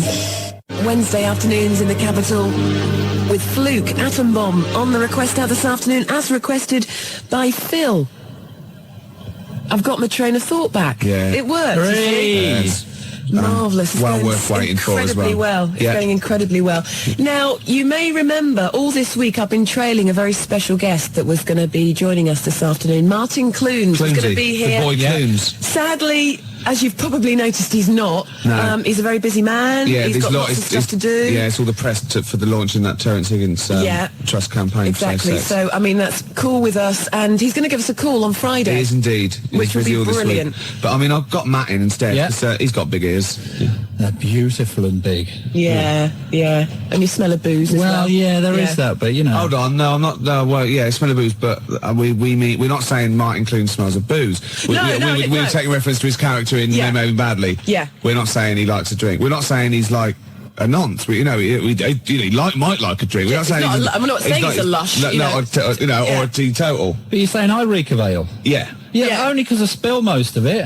Yeah, well, it's that It's not my fault. After the, after 18th one. after the accident. It was Yeah. balancing it on Yeah. their backs that didn't go down I too felt well. terrible the other day, though. Yeah, it's regular as clockwork. On the hour, his right arm starts going, Yeah. then his left hand starts going, Yeah. and if he's got a beer in it, it goes all over the place. It's a bit messy, doesn't it, man? Pavlovian conditioning, though, isn't it? Yeah. Since the age of 14, you can't keep his wrist still. The best thing to come out of Birmingham, so says Steve in Surrey. Ricky, the best thing to come out of Birmingham is yourself when you leave. What? If you were to go to Birmingham tomorrow Oh, and then for the leave day it. and then leave Birmingham the I'd be the next best. day, you'd be the best thing to come out of Birmingham. That's a compliment. Excellent. That's not what even better than Pig from Pipkins. Presumably. Well, presumably. The best. It says the best. That's it. I don't think you're ever going to leave Birmingham if you go there again after saying about the people in Leamington Spa. But they can't- They're getting a lynch squad together at the moment. Luckily, they can't hear us Because they've got no ears. because the little radio waves that we do just die after That's the true. M25. They go, oh, and that was Mulder and Scott. And then it's just quiet. Yeah, Tumbleweeds. yeah. Yeah. We are the tumbleweeds. Karl, Graham, gas mask Grimshaw. Oh yeah. Mummy, my head's getting hot again. Are you impressed? I am. It's Yeah. fantastic. You see, Wednesday afternoons at XFM means it's Matt's day. Matt, have you enjoyed yourself today? Yeah, wild horse wouldn't drag me away. No. No. I think you meant to say wild horses, actually. I know what I mean. Sturgis. Thank you. It's for the person who phoned or faxed in last week asking for Frente, and we didn't have it. And you said to me, Ricky, you can't say you don't have it, but I honestly didn't have it, but now I have it. So whoever wanted it, it's for you. Excellent. Does that make sense? Yeah. What I just said then? Probably, For someone. retired now. Yeah. To the country. I can't wait for Frenty anymore. Let's shoot off. So who have you've just had someone on the phone or on the fax saying I about was the voting for sneaker? the sneaker pimps if they're from Birmingham. I didn't know if they were Are or they not. I don't know if sneaker pimps are from Birmingham. Yeah, but but I'm I think they are. Them small potatoes compared to the Sabbath. Yeah, the Sabs. Exactly. What is this obsession with Sabbath? I always thought Sabbath were a bit of like a joke rock band. Like, I can't believe you said that. Led Zeppelin is like the mould of the first rock gods, the greatest British band of what? Yeah, who have Led Zeppelin got an influence? You know what, they've influenced that whole brand of poodle rockers with big hair like Extreme. That's who they've influenced. That's not their Whereas fault. the Sabs, their influence has been really heavy, great rock bands like Nirvana and things like that. You know? Sabbath are the best thing to come out of Birmingham, Ricky. without It's any as shadow simple of a as doubt. that. Okay, let's do it up to Thursday. I want proper votes, right, on faxes, right? Who is the best, the most influential, the best band out of Led Zeppelin and Black Sabbath? You're Simple as playing that. with Then we- fire. then It's we like count up. comparing Bobby Davro to Tommy Cooper. It's honestly, I don't think so. I believe it is. I think it's like comparing, let's see, Go on. Europe Right. with Bernard Butler. Bernard Butler being Led Zeppelin. Black Sabbath. Wow, that's a bit abstract. But they're both completely crap. Yeah. Oh, whereas Bobby Davro's brilliant. So tomorrow, Ricky, you said tomorrow we're going to have a debate. It's like comparing something I don't like very much with something I like a lot more. yeah, But you well, like that's the fair enough. Smiths, so you're erring on the side of soft, aren't you? Whereas Sabbath are hard. Yeah, well, I like hard stuff as well. So you like Europe and hate Bernard Butler? No! Is that Other what way you're saying? round. Other way You round. hate Tommy Cooper, but you loved Bobby Davro. How's that work? No! Well, that's what you're saying. They're twisting it, Claire. Please vote for me. I'm by myself in the No. studio. 0171 580 2000. Never vote for it. Led Zeppelin's better than Black Sabbath. A lot better today, by the way, because I've been ill all week with this cold. Yeah, the mucus fairy came in the night, did he? Yeah, he did actually. It was great. Well, Anyway, yeah. there's this fantastic thing from Bristol University. It was in the Times. Forget hot toddies. The best remedy for a cold is a cup of coffee, according to psychologists at Bristol University. Yeah. The drink largely eliminated the effects of having a cold. They reported after experiments with 100 volunteers. Trials with vodka had failed to show any beneficial effects on mood or performance. Were these trials by vodka, by chance, done around the Christmas party period? Yeah, they've got to make it look good. Oh, and the control can be coffee. Yeah, right, exactly. Vodka versus anything. Coffee, yeah. We do our own. Yeah, Vodka definitely. versus whiskey. Yeah, yeah. That's what that gold blend couple was always. They never come to the door going, it's not dribbling down. I've just come for some, oh, Jesus, love. Wipe your nose, you filthy, oh, Jesus. Because it obviously, You've been drinking vodka, haven't you? Not the coffee. yeah, oh no. Oh, you pissed in you. Got snot running down your mouth. Oh, and I fancied a good couple of... Sabbath is like Marilyn Manson. Led Zeppelin is more Radiohead. No way. Oh, no. Sabbath is like Reef, You're and trying- Led Zeppelin is like the Foo Fighters. No. No. 0171 580 2000. Who's the more influential British band? Sabbath or Zepp? Come on, it's obvious. The answer's Led Zeppelin. I'll fax you something tomorrow. Okay. That will tomorrow will be revealed. Yeah, okay. It's Black Sabbath, Ricky. I seem to have run out of coffee. Come in, I've got some... Oh, sorry. I've been drinking vodka all day. 0171 It's 580 not getting any better. 2000. It's sort of a Led Zeppelin versus Sabbath type quiz. Yeah, It is, it's isn't it? not a quiz, is it? Yeah, no. Well, it is really, because there is a right answer. There is obviously a right Oh, answer. hello. Well, no. Objectively speaking, there must be a right answer. king of corruption. which has been, who has been more influential. We could trace it back. Of course, we're not the people who do it. From the Midlands. Yeah. Well, no, I'm forgetting the Midlands. Oh, really? now. We're forgetting the Midlands Just now. out of those two, it doesn't matter where they came from. Oh, it's a fun fight. Who is a more influential band on the world rock scene? Sabbath or Zeppelin? Sabbath. Zeppelin. Sabbath. Keenan's 2-1. This is 2-1. Right, I'll get rid of him now, and we'll be evens, and then it'll be on a vote. 0171 580 2000. We've got 10 more minutes to leave Campfield. Let's ask Campfield. Campfield. That is the... Go and get him. He's We're just going to get him. Anyway, Matt, let's a bit of small talk here. Yeah. So you've enjoyed yourself today, have you? Yeah, I have. Yeah. He's wrong. He is wrong, isn't he? Yeah, he's having an aberration. Oh, he's here. He hasn't been listening. Right. Have you heard what we've just been doing? You've got no... Okay, right. Ian Campfield. Look, Completely impartial. Seriously, you two look away, right? Right. Okay. I'm going to ask you, don't know what we think or who thinks, just answer the question, right? Right. In your opinion, who is the most influential band on the world rock scene? Right. Don't give me any clues. No. No, we're not saying anything. Who, in your opinion, is the most influential band, the better band for you, and who influenced more people, out of Led Zeppelin and Black Sabbath?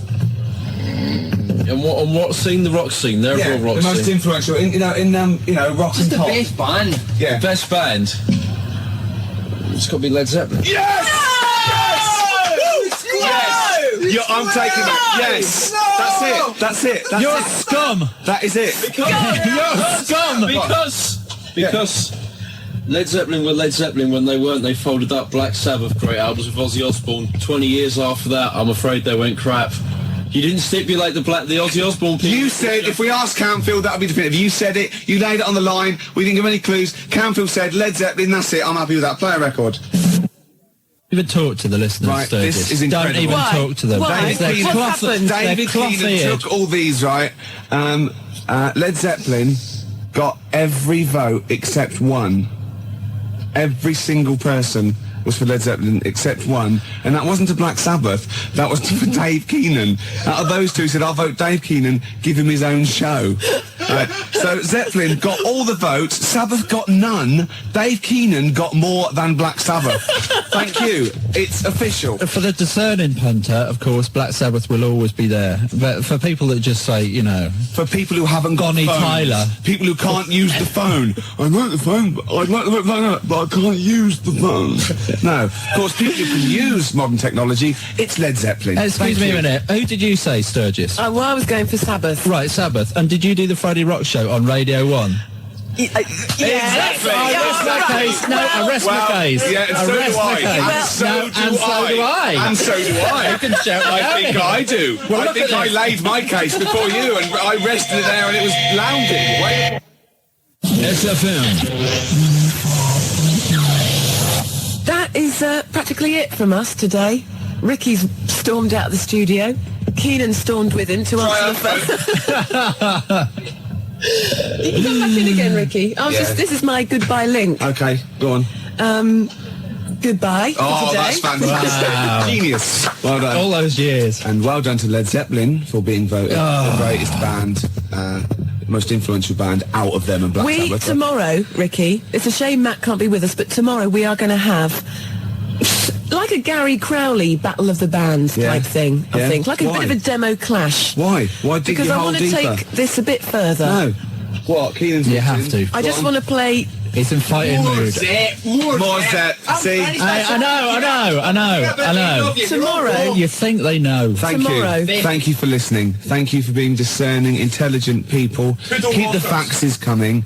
To Ricky Gervais and Claire and Matt and Dave. They like Black Sabbath. It's been a pleasure, Matt, having you on the show Yes, this can I afternoon. say something before I go? Well, I'm just going to say, I'm going to play Mazzy Star into Ian Campfield, Fade Into You, and this is for Melinda, Right. who wants to hear it, so that's what I'm going to be playing. But I just want to say, Matt, thank you. Will That's you all right. Can I come say again something? Next... yeah. Can I just say to Vanessa, food's not love. It was beautiful. It was a great show. Worth waiting a week for, wasn't it? Yeah, it's good. The fingerprints of a koala bear are so similar to that of a human being that if they were found at the scene of a crime, the police would not be able to tell the difference. That is the fact that I remember. That is the fact. And is it true? Well, it depends what sort of crime it was, really. But you got this from a reliable source. Of course, the internet. So let me get this right. The fingerprints of a koala bear are so similar to those of a human being that if they were found at the scene of a crime, the police would think that a human had committed that crime. Yeah. Or vice versa, maybe. What kind of a crime is that? The great koala bear eucalyptus robbery. Right. Yeah. So they've come in, right? All the police have come in, the detectives, right? Quincy's come strolling about half hour later, and they go, "It's all right, Quince, we've solved this one. This is obviously a human being." He goes, "Oh, is it? Oh, is it?" They go, "Well, yeah, of course it is. There's a bloke here. He's been bludgeoned to death with a lead pipe in the conservatory. He's a big lad. It's probably a 6-foot bloke, and he's hit him with the right hand by the window." Quincy goes, "Oh, it's a 6-foot bloke, was it? Oh, yeah." I go, "Yeah." Well, he goes, "Oh, right, no, it's just that, you've ruled out the possibility of 5 koala bears standing on each other's shoulders, have you?" In a long coat. Yeah, with the trilby on. Obviously. The bottom one's the fat one going, "Oh, where are you going?" And the top one's going right, left, and they've snuck past the security guy. Yeah, and they've got... He's just said, "Go on through, sir." Yeah, go on through, it's at press. Yeah. They've gone press, right? And they've gone in there, right? And they've got this bloke, they've got his confidence, they've got a false moustache, obviously. Of course they have. Like you're growing, right? And they go, "All right, mate." And they go, "Oh, what's that over there?" The top one's got, and the bottom one's holding it all up. Then they just scatter. Dump the coat. They just leave a coat, like an empty coat with a hat on it. Right, and the thing is, I think Quincy knows because he's already rounded them up and he's got a confession out of them. Right. And so he's just being really smug. And they're going, "Oh, yeah, it's a bloke, isn't it? Yeah, it's a human being, yeah. Well, look, Quincy, the fingerprints. Yeah, let's have a look at these." And they go, "Oh, they're just like those." They go, "Yeah." Right, but the thing is, I think that there's a Mr. Big. Do you? Yeah, he's up the tree getting stoned on eucalyptus going, he's counting his cash. He's just up there hanging loose, counting his cash. He's fingerprinted, he's got an alibi, and these pawns... They're not going to pin anything on Mr. Big. They couldn't. Because he's used those koala pawns in his... Yeah. He's a devilish fiend. Yeah, and they've done all the work. The little fat one, he's got bad shoulders now. Yeah. He's got 4 on him. And the tall one's got the little head with the trilby. He was at the top, because he can wield... like a lead pipe, or the hat fitted him. The hat. You got that letter? Ah, yes. No, I have. No, I'm gonna wait till later about this. There's a great letter. I'll wait till later. Well, I'll play a song then. Oh, please do. But, be careful. I mean, if you're a police officer, if you're listening, if you're currently investigating a crime, you've got fingerprints, you think you've sewn it up, think again. Just think. Just Have you looked at the koala angle? Expect the unexpected. One from this bag. Yes, so that's the first bag. So okay. you seem to care about what bag it is. Is that because the bags are quite important. Right, okay. I take one from this bag. Yeah. And then I come up with a band name such as, let me see, the Riff Masters. No, just do that one. Take it from any bag, yeah. To do it out of mine. Take it any one of my bags. Either bag? Yeah. All right. Axil is the first word. Yeah. This is going to be a cool band. Yeah. Axil Face. Axial Face. Good, isn't it? I come up with great ideas. I come in here, I present these ideas, and you just ruin them. You just take the mick. Read that letter. Oh, can I just, by the way, before I do that, can I just mention that there is an email address? Yeah. What show is this? How many shows have we done now? 4 or 5? 5 or 6. Anyway, there is an email address, and I'm thinking that lots of our listeners, I'm almost certain, will have access to internet email nonsense. I personally don't understand it, but if you do, then you can write to Ricky-Gervais at xfm.co.uk. There's a bit of a drawback with email. Go on. I don't read it. Do you not know how to do it? No, I just don't bother. Get one of the lackeys. I empty my pigeonhole about once every 2 weeks. Ricky-Gervais at xfm.co.uk. Letters got more chance. Well, possibly. I like getting letters. Here's a letter. Dear Ricky, responding, things I could do for you. Here's the important bit. And this is, by the way, from Siobhan. Yeah. In Siobhan in Willesden. Things I could do for you. Nice, this is a great idea. Yeah. Make you a hat. That's the one I want. Gervais, she can make you a hat. She is a professional hat maker. Yeah. Is it a milliner? Is that the name? Yeah. But she's a professional hat maker. She can make you a hat. I love it. Gervais. What kind of a hat? What would you fancy? I see you in a fez. No. Little red fez. Oh, I know what I want. Those top hats. Those Yes. like the velvety ones. Yes. But squashed down one side like Constantine Of maybe the course. top up. Like I mean? like a dino. Yeah. Yeah. Yeah. That'd be beautiful. Beret? Never, no. Beret. What is that? What kind of hat is that? It's a frisbee. It's beret. It hasn't even got a... It's the when some bloke, he does philosophy for a week, or he's sort of doing French copy, and he comes in to the student union with a beret on and a goatee, and the first thing you do is take it off and throw it out the window. Of course you do. Because you're with the cool people, and he's going, oh, that's really funny, isn't it? Yeah. So mature. Yeah. And you go, no, it's not mature, but it's funny. We're just having a laugh. Anyone you see wearing a beret in a student union or in a pub, just pop it off, frisbee it across the... I'll tell you, you will be the most popular bloke in that Use pub. him like he's sort of piggy in the middle. You're just throwing it, to different people. It kind of bonds the pub. People they leave the quiz machine. Yeah. They come over and they're joining in, and you're just throwing. He's screaming, "Please give me my beret back!" In fact, I reckon if you threw it and it hit the hardest bloke in the pub's pint over, he'd look over. And they go, who did that? And I go, I did, but he was wearing it. And I go, fair enough, mate. And he, you know what I mean? Oh yeah, he goes straight to the guy that was wearing the beret. What kind of a hat? What kind of a hat is that? It's French. I mean, there's the point. That's the answer. I don't want to get you on French people. No, I know, but all I would say to you is he's got no brim. You see, that can be healthy. Can we get Siobhan in to measure me up for a hat? So Siobhan, maybe if Siobhan's listening, she could give us a call. Her mate makes clothes. So I could have the whole suit done. No, I was just going to mention that. She's got a friend, Catherine. She wants us to mention Catherine. Catherine's just setting up a new business, all right? Yeah. So best of luck with that, Catherine. And anyway, she can make stuff for you as well. Top hat and tails. Top hat and tails, Gervais. You would look fantastic. I would, wouldn't I? We would send you to the Ritz. Little Lord Fauntleroy. Oh, it would be beautiful. And a cummerbund. Oh, what? I don't, is that the right word? That would be great. You in a top hat and tails. Lovely, lovely. Why does it matter which bag it is then? It's too complicated. Let's explain in a minute. Okay. You've got tickets to give away, Gervais. We've almost forgotten about it. Yeah.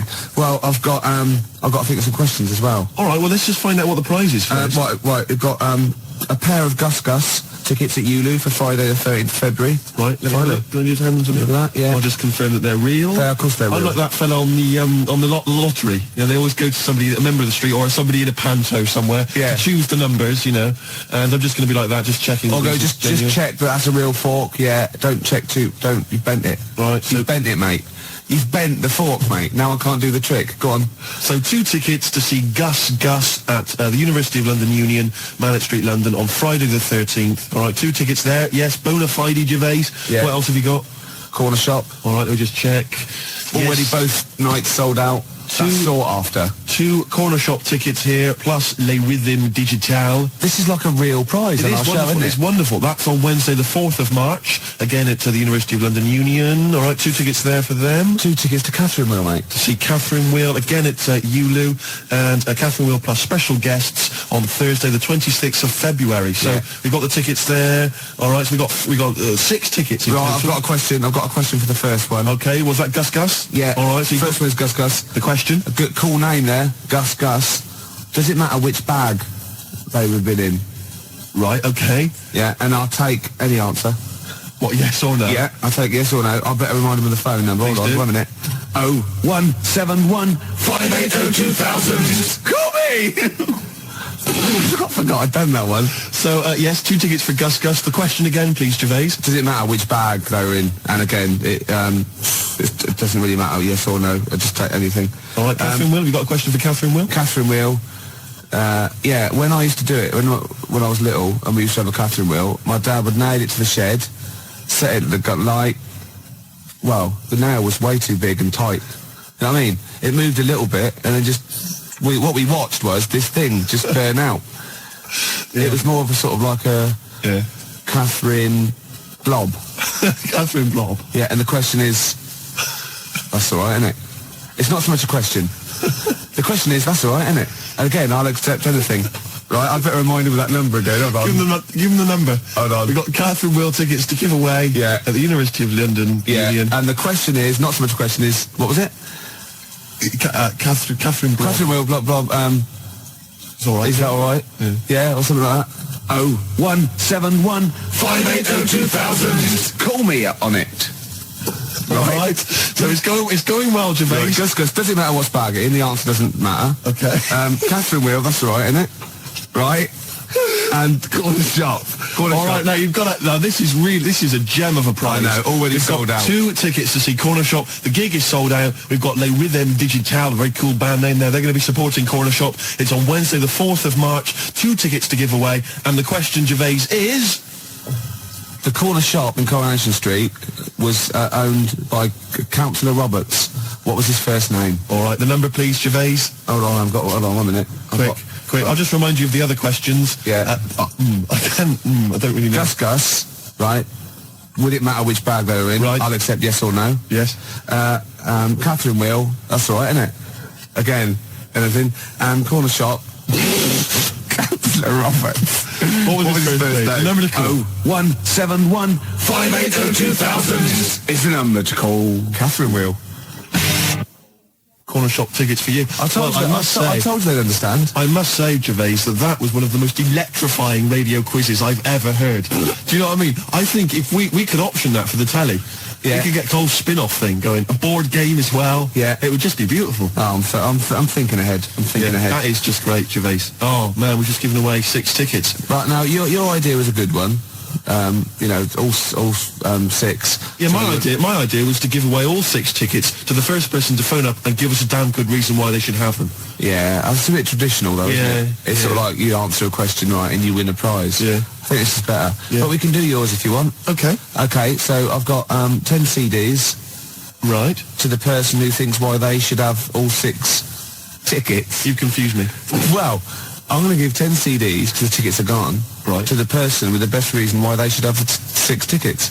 Right. But they can't have the 6 tickets because they've gone. So they're going to get 10 CDs? Instead. What's the number to call? Oh, you caught me out. Hold on, 1 minute. Let me just rephrase that. Basically, we've got 10 CDs to give away. Yeah. If you can give us a good reason why you should have the tickets. Yeah. Which you can't have. Terps. Old newspapers. A lot of my audience carry around bags full of like old newspapers going back for a long time. I've no idea why. But everyone that ever speaks goes, "Are you Ricky Gervais?" I go, "Yeah." They go, "I've got these." And they're all old, tabloids. And I go, "What are the papers for?" And they look at me as though I'm mad, so I leave it. But, there must be a market there. It's not really the sort of ABC 1 category that I think a lot of advertisers are after, is it? Is there an Epsilon Minor category for me? The thing... I like them. I like my... all right, what's this? For example, right, Steve? Right, this is the sort of quality, right? Okay. Whoever phones up for no reason at all, okay, sends me a CD. Right? Right? So call for absolutely no reason at all, right? And don't give your reason to him out there and send me a CD. What? I want the winner, right? I'll take caller number... 0171 580 2000 is the number to call. Tinfoil hats. Are they trying to steal your mind? Buy tinfoil hats. That's the kind of ad you're going to have on this show, Gervais. Batteries. I've got loads of batteries. Don't use them. That was that. Oh, found that. What's that? What have we got there? Loads of newspapers. Gervais, the phone lines are buzzing. I know, yeah. The phone lines are buzzing. Yeah. I can't understand it. It's the same when another station gives away a holiday to New York. Yeah. It's the same reaction. Yeah. To whatever the hell it was you said. What was your competition? It was a good competition. What was it? The competition was someone's got to phone up for no reason at all, not give Nick the reason, and send me a CD, and they're the winner. The phone lines are buzzing. Yeah. Well, it's a good competition. How do you do this? It's a good competition. I cannot compute.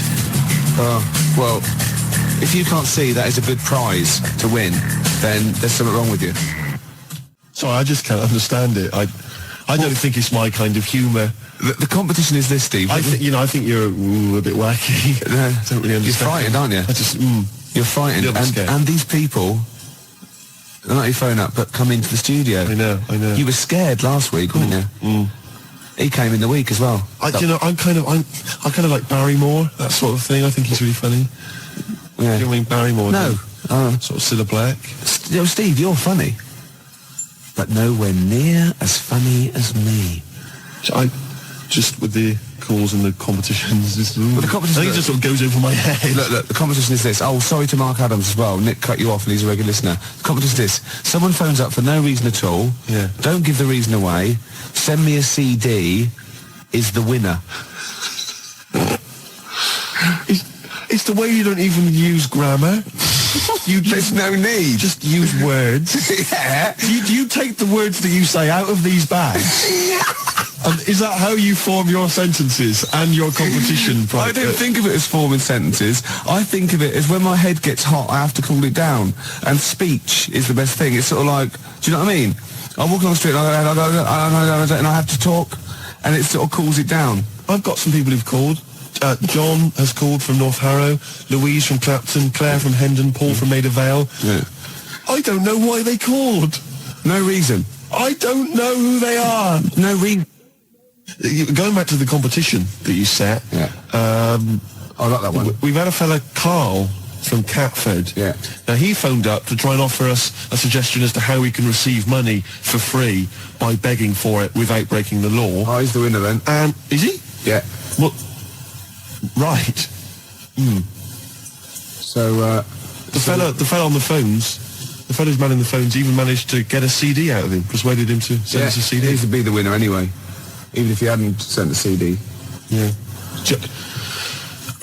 I'm just trying to pick a song here. I haven't worked out my next song. I've did that for a while. Gervais, what? I don't want to work here anymore.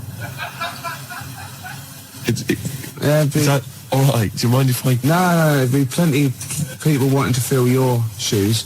And think of all the old newspapers I'll get out of it. Wait a minute.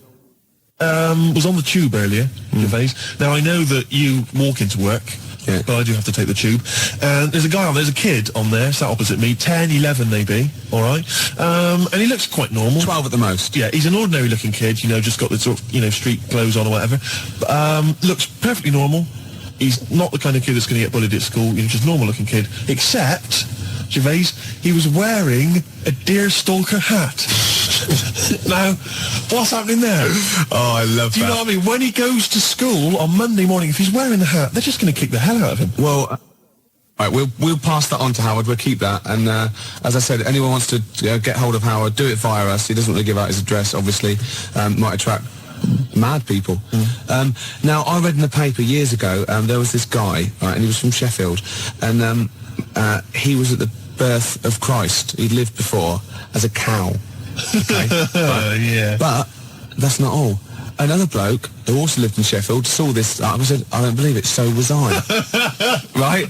So what's the chance of that? I go, yeah, I was a cow as well. And they started this cult called Cattle for Christ. It's just two of them. But I just imagine people going to say, I was a donkey. Good, did you see it? No, there was like a beam in the way. I couldn't see. Nor could I. No, I was being milked. Couldn't see a thing. Where were you? I was a chicken. So you saw everything. No, I was out, wasn't I? I was so close. Poultry for the prodigal son. Yeah, would be beautiful. Yeah, no, well, I'm sure there are all kinds of societies like this, and perhaps if you're a member of one, then we'd like to find out all about you. Two idiots talking nonsense on the radio. It's a cult. Yeah, of course it is. Well, I am. Oh, we're going to recreate it. The tension, the smells, the sights, the sounds, the excitement. Hot dogs. The hot dogs, most definitely the hot dogs. A challenge has been set. Yeah. Matt didn't know this, but I'm a bit of a Subbuteo buff myself. He comes in here all hard with his sheepskin on, right, with his little team under his hand, his rolled up, and I go, I play Subbuteo. I said, I do, yeah. So, the gauntlet was laid down. It was, yeah. We've got Chile against England, but I unfortunately haven't got Chile, so I brought in Morocco instead. Not Morocco, what they call Colombia. Colombia, yeah. So if any of the defenders mess up, I can always shoot one of them. Yeah, of course. And that's going to be live. It's 10 minutes each way at 20 to 3 in the XFM Lounge. We are actually doing a proper football match, YouTube football match on XFM this afternoon. Kick off at 20 to 3, so it's 10 minutes each way. Yeah.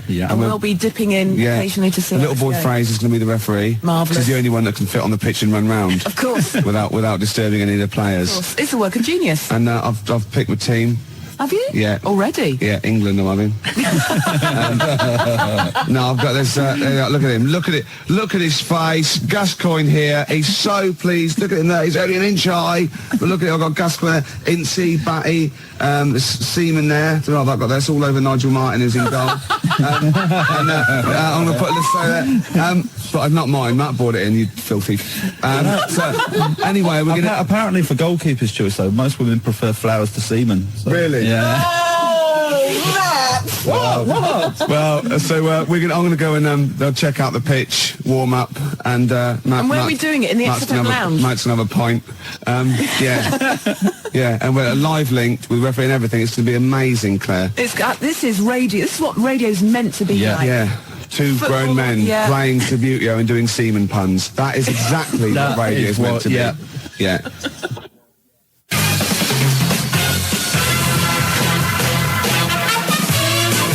Okay, let's cross over live now to the living room just down the corner. Let's round the corner, down the corridor. You know what I'm trying to say. The crowds are there. Ricky and Matt are there. Are we ready? We're ready. Kick-off. Let's do it. I've won the kick-off, Claire, and I'm starting off... Oh, there's some of the crowd. It's off. We're away. There it goes. It's a beautiful thing. He's moved down the pitch. It's gone for the... Oh, no. It's Chile now. Chile on the break. It's a foul. It's a filthy, dirty foul. England, the crowd don't like that much. And he's run up there. There he is. He flicked a plastic man. Barry Spinnaker there and little Tommy Tompkinson from the airline. Jimmy Twizzler. Oh, there he is. Oh, but they're giving it away straight away. It's the number 11 there, and he's running all the... It's a goal kick. It's a goal kick. There's little boy Fraser there on his horn, right? On his high horse. Half time. Half time. That's it. No, we'll be back in a minute. That's ridiculous. Riley. That is stupid. We can have a penalty shootout though. I nearly sprained myself then. I had to stop in mid-swing. That's happened before though. We will be back at the XFM Mum, I don't want any tea. I'm busy. You're very good with your fingers. Right after this. The score, England versus Chile, is 0-0. It's time to go back to the XFM living room.